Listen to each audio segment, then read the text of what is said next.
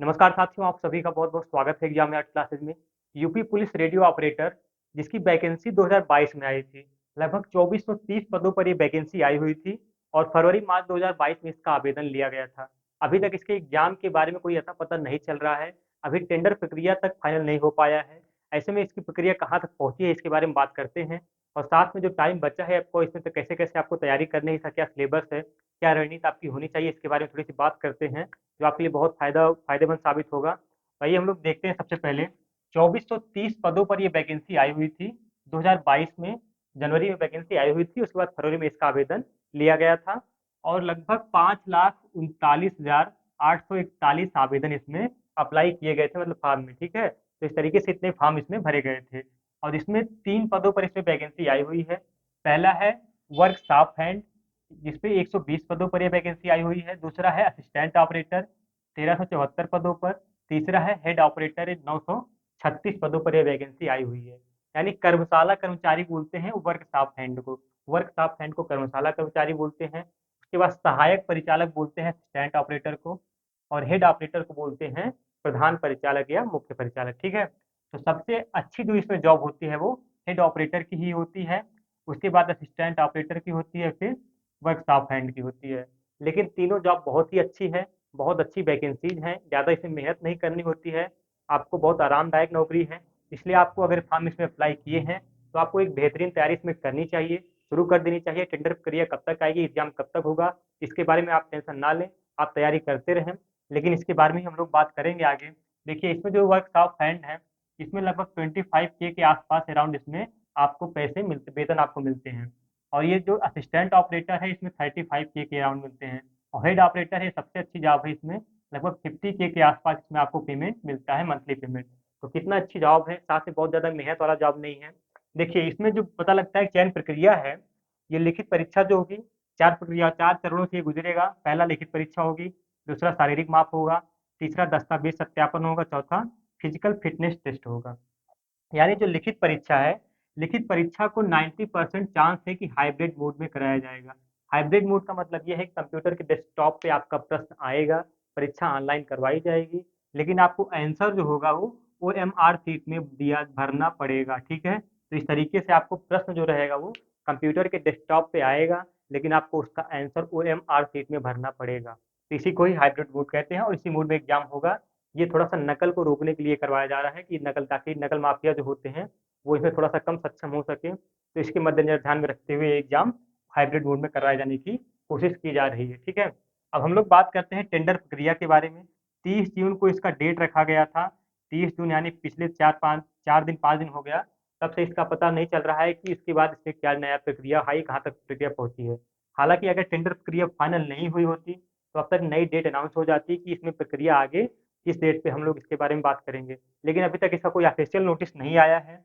इसमें लग रहा है कहीं न कहीं प्रक्रिया चल रही है। हो सकता है कि 1-2 दिन में आपको कोई न कोई न्यूज़ सुनाई दे सकती है या अभी यूपीपी की वैकेंसी नई आई है। उत्तर प्रदेश पुलिस की नई वैकेंसी आई है लगभग 52,000 पदों पर, ठीक है? तो हो सकता है कि ये इसकी जो कंपनी है वो टीसीएस इसका टेंडर जो लिया है वो टीसीएस कंपनी ने लिया हुआ है। तो हो सकता है टीसीएस कंपनी ही इस यूपी पुलिस रेडियो ऑपरेटर के एग्ज़ाम को भी आयोजित करवाएगी, लेकिन अभी तक कोई क्लियर न्यूज़ नहीं है।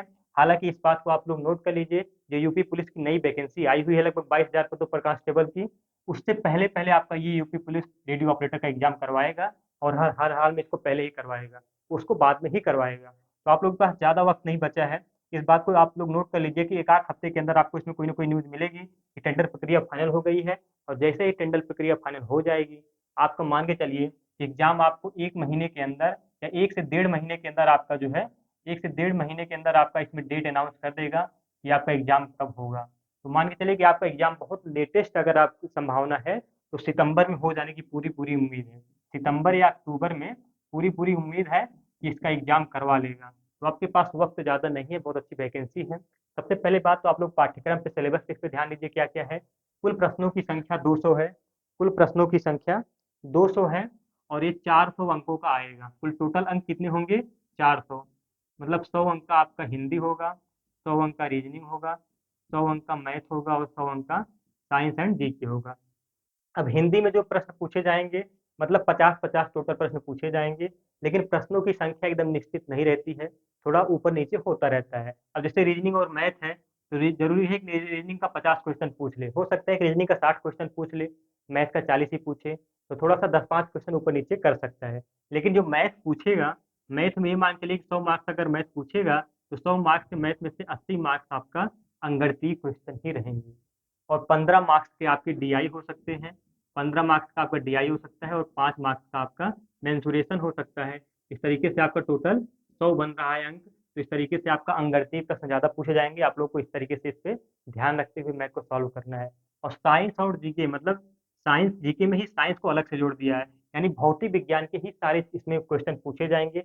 भौतिक विज्ञान में भी जैसे कुछ बहुत इम्पोर्टेंट टॉपिक हो गए, जैसे भौतिकी जगत तथा मापन हो गया। इसके अलावा गति के नियम हो गया, गुरुत्वाकर्षण हो गया, विद्युत धारा हो गया, संचार व्यवस्था प्रणाली हो गई, प्रकाशिकी हो गया, कार्य ऊर्जा एवं प्रकाश हो गया, शक्ति यानी चुंबकीय तरंगे, ये सब हो गई। जो स्पेशल स्पेशल चैप्टर हैं, आपको उसी 7-8 चैप्टर से ही सारे क्वेश्चन पूछे जाएँगे फिज़िक्स के, साइंस के। इसके अलावा जीके के मतलब ये मान के चलिए अगर 50 क्वेश्चन पूछेगा, 50 क्वेश्चन में आपके कम से कम 25 क्वेश्चन आपके साइंस से ही पूछेगा और 25 क्वेश्चन जो जीके रहेगा, इसमें आपके इतिहास, भूगोल, राजनीति विज्ञान, करंट अफेयर्स सारी चीज़ें इसमें समाहित रहेंगी बाकी 25 में। तो आपको इस तरीके से फोकस करना है। और 50% marks are must in every subject, मतलब 50% नंबर आपको पाना हर सब्जेक्ट में अनिवार्य ही है, जैसे यूपीएसआई के एग्जाम में होता है।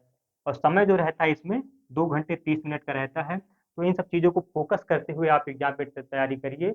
नवंबर दिसंबर तक उम्मीद है कि पूरी पूरी वैकेंसी आपको ये क्लियर कर देगा। 2023 में ही ये वैकेंसी पूरी पूरी फाइनल कर देगी। 2024 में आपको इंतजार नहीं करना पड़ेगा। तो आपके पास ज़्यादा वक्त नहीं है। आप लोग अच्छी वैकेंसी, अच्छी जॉब है, आप लोग इस पे पूरा-पूरा फ़ोकस कर डालिए। इसी वीडियो में मैं आप लोगों को ये बताऊँगा, ज़रूर बताऊँगा कि वर्क ऑफ हैंड के क्या काम होते हैं, असिस्टेंट ऑपरेटर के क्या काम होते हैं और हेड ऑपरेटर के क्या काम होते हैं। इसको विधिवत एक अच्छे तरीके से आपको बताऊँगा। आशा करता हूँ कि यहाँ से चीज़ें आप लोगों को समझ में आई होगी, चीज़ें आपको अच्छे से समझ में आई होंगी। अगर आप लोगों को ज़रा-सा वीडियो अच्छा लगा होगा तो चैनल को सब्सक्राइब ज़रूर करिएगा। सारे ऑथेंटिक न्यूज़ आपको यहाँ से मिलते रहेंगे, बराबर मिलते रहेंगे। आप लोगों का बहुत-बहुत शुक्रिया। बहुत-बहुत धन्यवाद।